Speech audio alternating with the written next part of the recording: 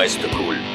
Sac à merde. Fuyez, pauvre fou. I am the danger. Nom de Zeus. Moin, bienvenue dans cette Sneak. Nous allons parler aujourd'hui d'un film qui est pas trop vieux, c'est Starbuck, qui est sorti en 2011. C'est une comédie qui dure 1h49, réalisée par Ken Scott, aussi scénarisée par Ken Scott et Martin Petit, qui n'est pas petit par le talent. La photo est aussi de Pierre Gilles, Pierre Gail, peut-être plus Pierre Gilles, vu que c'est un film québécois. La distribution, on peut retrouver Paul Huard, qui joue David Wozniak, alias Starbuck, qui a aussi joué, comme c'est un humoriste, un acteur assez connu là-bas, évidemment il a joué dans Le Cœur a ses raisons, très bonne série d'ailleurs. Nous retrouvons aussi Julie Le Breton, qui contrairement à ce que son nom l'indique, elle est québécoise, ainsi que René Sébastien dans le rôle d'une personne handicapée dans le film, qui n'est pas du tout handicapée dans la vie réelle, mais qui le joue très bien, franchement j'étais assez étonné. Bon, bref, c'était une petite parenthèse, j'avais envie de le citer, c'est un petit rôle, mais je voulais le citer. Et enfin, notamment aussi Antoine Bertrand, qui joue un rôle assez rigolo, qui est un monsieur assez rigolo. Non, Étienne, va te recoucher. Étienne, il est 3h du matin, va te recoucher. Étienne, dodo, dans ton lit. Non, pas dans le sable. Pas dans le sable. Faut que tu convainques Valérie de se faire avorter. Quoi? Mais tu peux pas dire des affaires la même. Tu peux pas dire des mots comme ça devant tes enfants. Mes enfants savent qu'ils sont trop vieux pour que je les avorte. Je suis en train de te dire que je veux peut-être un enfant. David, t'es libre. T'es un homme libre. Crois-moi, David, tu veux pas avoir d'enfants. C'est des espèces de trous noirs qui sucent toute ton énergie, ton temps, ton argent, tes cheveux. David, tu te souviens-tu de moi quand j'avais des cheveux? Je bande plus. C'est pas compliqué, je bande plus. Comment tu peux dire des affaires comme ça devant tes enfants? Je peux dire n'importe quoi, ils m'écoutent pas. Ils n'entendent rien. Mes enfants ne captent pas les fréquences de ma voix. Puis je te le dis, David, j'ai de la difficulté à obtenir une érection complète. Pas normal, à mon âge, depuis avoir de belles grosses érections. Je devrais me réveiller chaque matin avec une belle érection complète et soutenue. C'est ça que je devrais vivre. Non, ma belle, va te recoucher dans ton lit. Non, il est 3h du matin. Pas dans le sable, toi, avec. Alors, qu'est-ce que Starbuck? Starbuck, c'est un film qui retrace une partie de la vie de David Wozniak, une personne qui, dans sa jeunesse, a fait pas mal de dons du sperme auprès d'une banque du sperme, donc près de 600, je crois. Et plus tard, donc il vieillit, etc. Il a des caractères assez immatures, il est pas très responsable en fait. Il travaille dans une boucherie familiale, il est livreur, il a une femme, c'est assez l'idée est assez répandue dans son entourage que David Wozniak est quand même assez immature, quoi. Clairement, c'est pas le mec fiable, on va dire. Et à un moment, il déclare j'aimerais peut-être avoir des enfants, etc. Donc sa femme tombe enceinte, mais elle lui en veut parce qu'il n'est pas présent, etc. Donc il commence à être content, etc. Et là, d'un coup, il apprend que son sperme, était très fructueux. Voilà, on va dire fructueux, je pense que vous avez compris. Lorsqu'il avait fait des dons du sperme, mais en fait, la clinique a été assez négligente puisqu'elle a le cliniqueur, on va dire, a donné son sperme à beaucoup de femmes et en fait, il aurait engrossé, très joli terme, près de 500 femmes et d'ailleurs 140 ans de ses enfants qui ont maintenant vieilli souhaitent connaître son identité. Donc le gars qui voulait devenir parent d'un coup se trouve être la personne avec le plus d'enfants au monde, donc ça le fait complètement paniquer. Il se remet un peu en question, etc. Donc en fait il se décide, le speech du film, à découvrir ses enfants, à leur donner une sorte de chance quelque part, ou de voir ce qu'ils sont devenus. Et il découvre des enfants avec différents types, différentes couleurs de peau, différents rangs sociaux, différentes professions. Il y en a un qui est footballeur, il y en a un autre qui souhaite devenir acteur, il y en a un autre qui picole et tout. Enfin, il y en a un qui est handicapé. Il y a un peu de tout. Et dans le tout, en fait, comme il se fait poursuivre par ses enfants pour qu'on connaisse son identité, il s'associe à son pote qui est avocat, joué par Antoine Bertrand qui est lui-même parent, qui est d'ailleurs assez drôle avec sa vision des enfants et de la paternité, et donc il le conseille pour réussir à rester anonyme, pour pas se taper la honte auprès de tout le monde. Donc de là s'ensuit une histoire assez émouvante, assez drôle, puisque il se remet en question, il mûrit, etc. Je vais pas trop vous faire le speech du film, Mais en gros, voilà, le speech de base déjà est assez sympathique, je trouve. Voilà, donc un film assez cool, ma foi, hein, rentrons dans le vif du sujet. Un des principaux attraits du film, c'est la comédie. Donc, principalement dû à Paul Huard, le personnage principal qui joue David Wozniak, qui est naturellement drôle en fait, il est assez charismatique dans le film, contrairement à la reprise de Starbuck de Fonzie par José Garcia, mais ça j'y reviendrai dans un autre podcast. Et un autre donc, personnage qui est assez drôle aussi pour moi, qui a été très drôle pour moi, donc c'est son pote avocat qui est aussi pas complètement dépassé. Au niveau de la comédie, ce qui est drôle aussi, c'est que voilà, il y a plusieurs vannes qui passent nickel. Bon, déjà, comme ça parle québécois, il y a un accent québécois. Ça rajoute un peu de fun au truc. Si t'es français, faut pas se le cacher. Hein. C'est pas méchant de dire que l'accent québécois est rigolo, mais voilà, c'est. Oh, non, bien sûr que non, dans votre... N'essayez pas de vous raccrocher aux branches, c'était une insulte raciste. Mais non, pas du tout, je vous assure, jamais...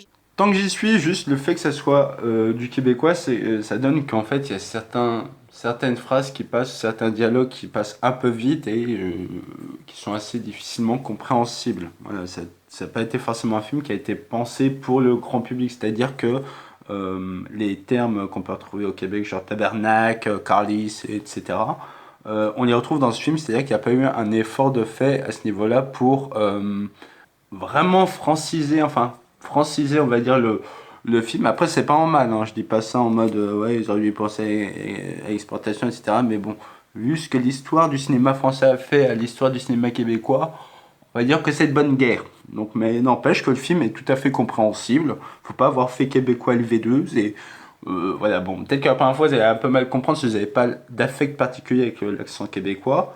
Mais personnellement, je vis pas au Québec, je n'écoute pas tout le temps des gens parler en québécois, mais j'ai quand même compris le fond et ça n'enlève rien à la compréhension du film. Si vous vouliez plus de précision sur cette partie très précise. Maintenant, autre aspect du film, c'est aussi le caractère, on va dire, émotionnel du film, puisque voilà, il y a une forme de rédemption sur la paternité. Je suis pas sûr de ce terme, mais j'aime beaucoup le terme rédemption, ça fait assez jeu vidéo. Puis oui, c'est un film qui est vraiment porté sur l'humain, quoi, parce que on découvre plusieurs personnes avec des caractères différents, des métiers différents, des gens qui n'ont du coup pas connu leurs parents, leur vrai père, je veux dire surtout, puisque c'était Starbuck, mais qui ont eu des familles adoptives. Donc on voit que David Wozniak essaie de se racheter auprès de ces enfants-là en leur faisant des petites actions profitables, un peu comme il le dit lui-même, comme un ange gardien. Et c'est aussi assez mouvant, mais pas par les dialogues. C'est ça qui est mouvant, mais parce que les dialogues sont pas non plus ouf. Si, il y a un speech à un moment du papa, que fait le papa, je vais pas vous dire quand pour pas... voilà, mais que fait le papa auprès de son fils, donc David Wozniak, sur la paternité, qui est assez beau. Enfin, à chaque fois que le père parle, de toute façon, c'est assez cool. Mais l'émotion passe plus par le jeu d'acteur et par l'ambiance globale du film qui a été fait vraiment avec du cœur. Donc je vais en parler juste après d'ailleurs, puisque nous en parler d'un autre aspect du film qui est vraiment génial, c'est la mise en scène. Donc notamment les plans sont vraiment magnifiques. Ça fait vraiment pas si vous êtes habitué à la comédie française ou à la comédie américaine, etc., oubliez ça. C'est vraiment un film qui a été très joliment fait. Il est fait avec beaucoup de soin.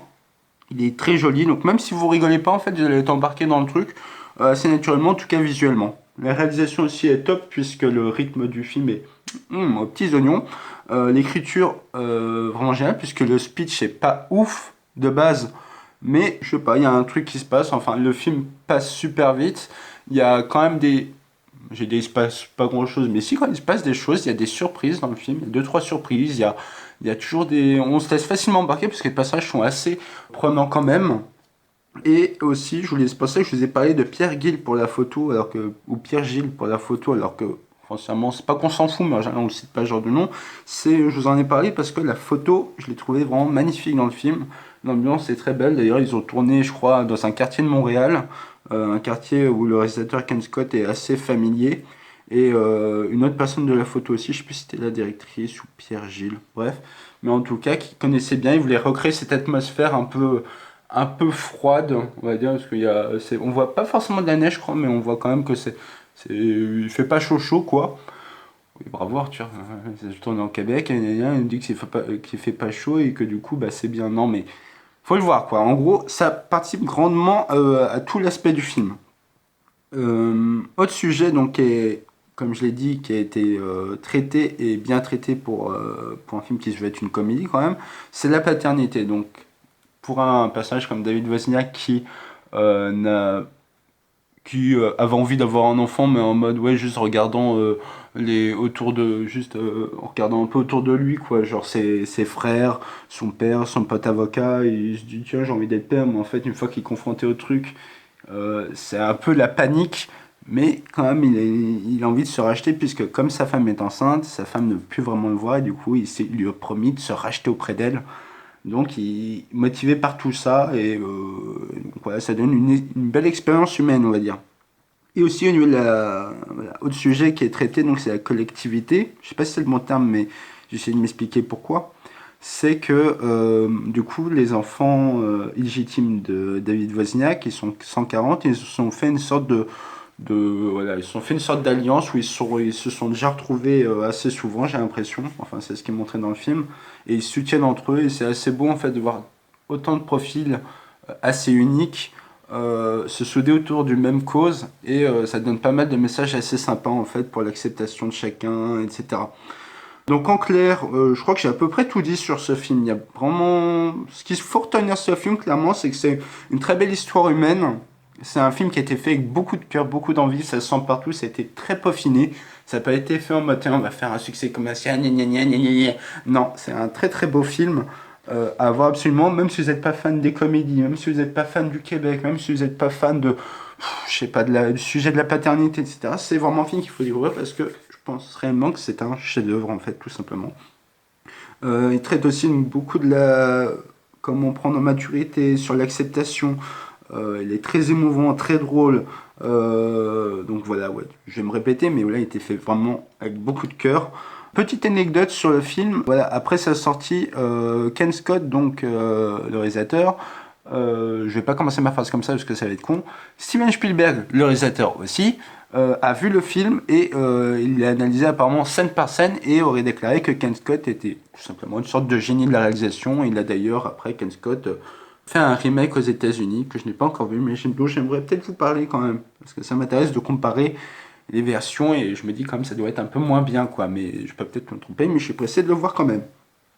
Autre anecdote, c'est qu'il y a un des enfants légitimes de David Wozniak qui est chanteur dans le métro, et en fait on le voit souvent, peut-être 2-3 fois dans le film, jouer des chansons.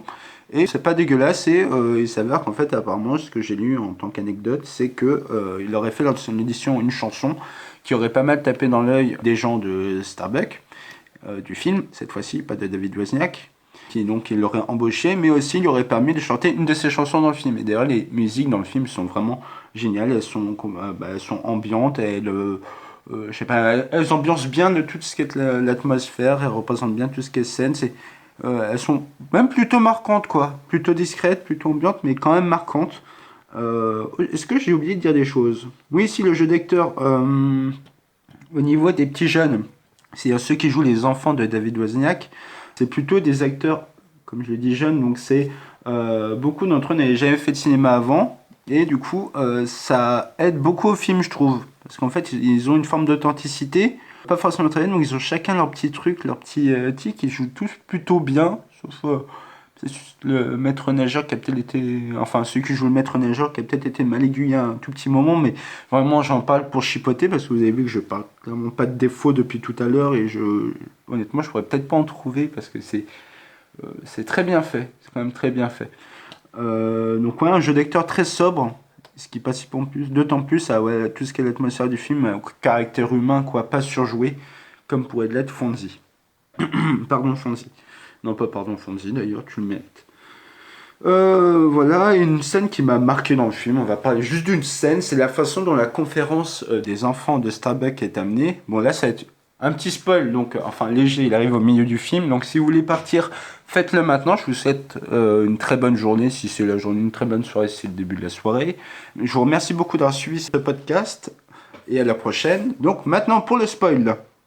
C'est bien. Donc là, je suis sûr qu'avec mon outro, du coup, tout le monde est parti. Si vous êtes encore là, et d'ailleurs, s'il y a quelqu'un qui est là actuellement, sauvez-moi, au secours.